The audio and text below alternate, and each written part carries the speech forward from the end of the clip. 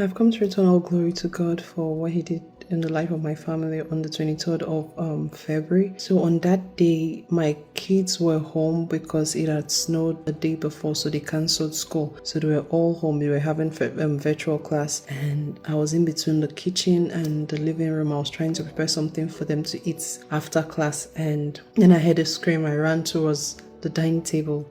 I saw my baby on the floor. I picked him up, and then I noticed a pencil had pierced him at his back. It was stuck to his back. I was scared. I ran upstairs because my husband was upstairs. I ran upstairs and immediately I called the ambulance.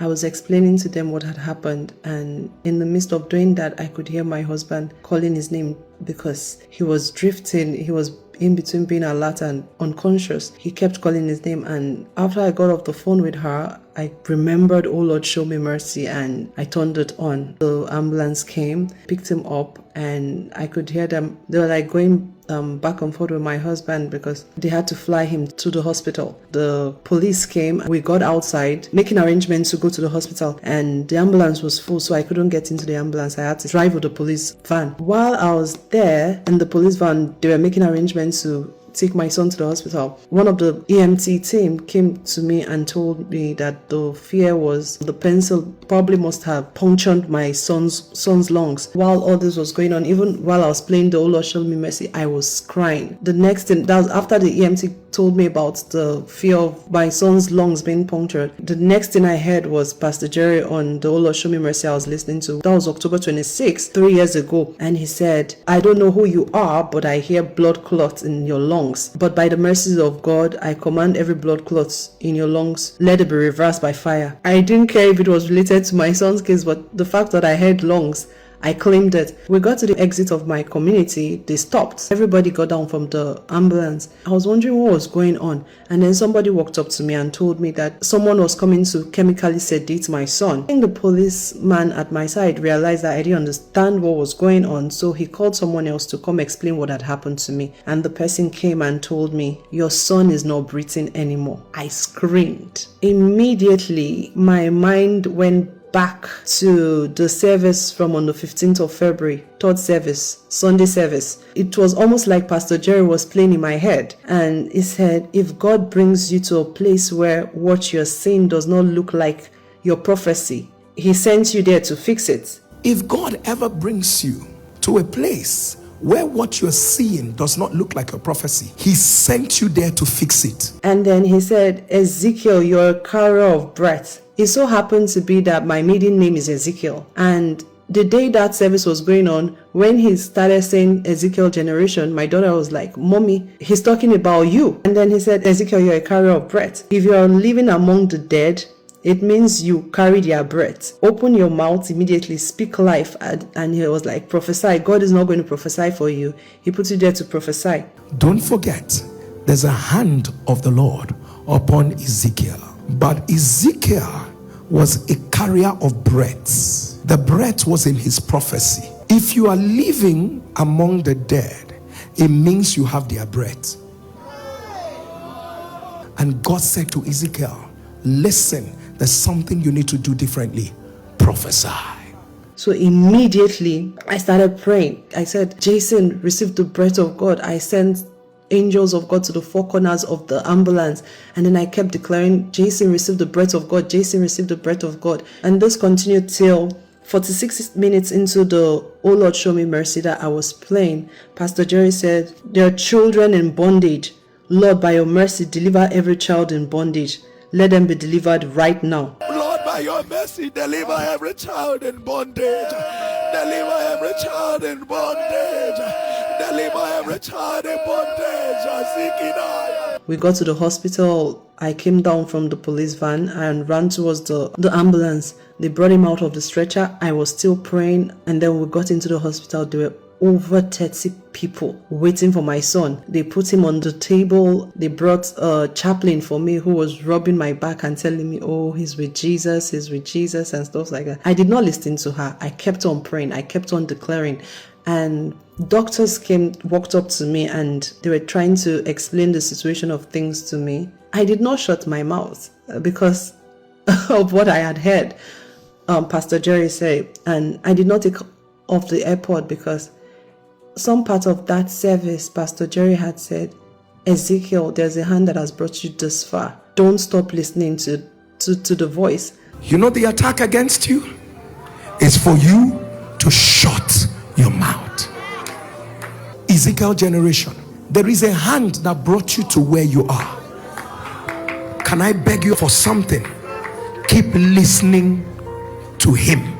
So I didn't take off the AirPod. I didn't stop declaring. And then while I was at church, my son jumped up from the table. I did not stop listening to the Lord show me mercy. And then one of the doctors came up to me and told me they were going to take him to do x-ray, and then from there they were taking him for surgery immediately. They moved me to the waiting area while the surgery was going on. They took my number and told me that they were going to give me progress reports. But when the surgeon came out of surgery and his face was looking down, came up to me and he told me that they had to put a chest tube on my son. And so when I got there, I saw my son. A lot of things were connected to him, but God had already finished the work. And so while I was there, someone came, and I don't know if she was a nurse or something, but she came, and when she saw my son, because he had opened his eyes, he was drinking, and she was like, why did they say they were going to transfer him to ICU? He's doing fine.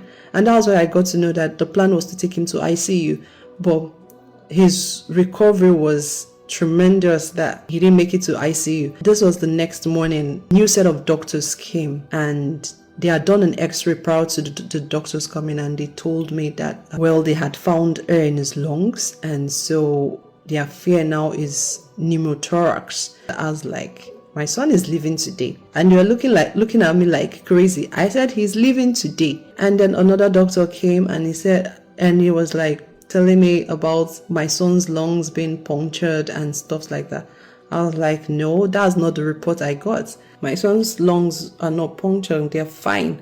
The plan was to do another x-ray to see how bad it was. That was what the doctors told me. So I was waiting for them to come do the x-ray. Someone finally came, and then I asked, when are you guys going to do the x-ray? And then she told me, oh, the radiologist looked at the x-ray they did from before, that they were worried that there was air in my son's lungs. And he said, oh, he looked at it and he was like, the boy is fine. There's nothing wrong with his lungs. Just take out the chest tube and do another x-ray, and then we'll know how we would progress from there. And so they sent in a physical therapist to check. Meanwhile, my son had already gotten up, and he had stood on the bed, and the therapist came, checked him. My son walked around the hospital, picked up toys, did everything he was supposed to do. She was really impressed, and she was like, oh, he's doing good, he's doing good. The doctors that took out the chest tube and did the x-ray came back, and they said I was free to go. They discharged him and said he was fine to go home. My son that had stopped breathing on the 23rd of February prior to getting to the hospital. On the 24th, my son was walking about everywhere. It didn't look like anything had happened. It just looked like we had gone to the hospital to visit somebody and then come back home. My son was fine. He was okay. It was okay. So when we got home, I went back to listen to the third service from February 15th. And that was when I realized that God had already gone ahead of me to counter everything the enemy did. Because when I played it, I heard Pastor Jerry was saying, whatever will make you run around looking for help, sudden danger, sudden evil emergency, at the sound of your amen, let it be reversed. Whatever that will make you run around looking for help, sudden evil, sudden danger, sudden evil emergency, at the sound of your amen, let all be reversed. And then he said, Lord, interrupt this circle with a miracle. And he said, whenever this moment comes, just know it is the prophetic. Whenever these moments come, just know that it is the prophetic. Say this prayer after me. With your right hand lifted, shout a roar. Interrupt this cycle with a miracle.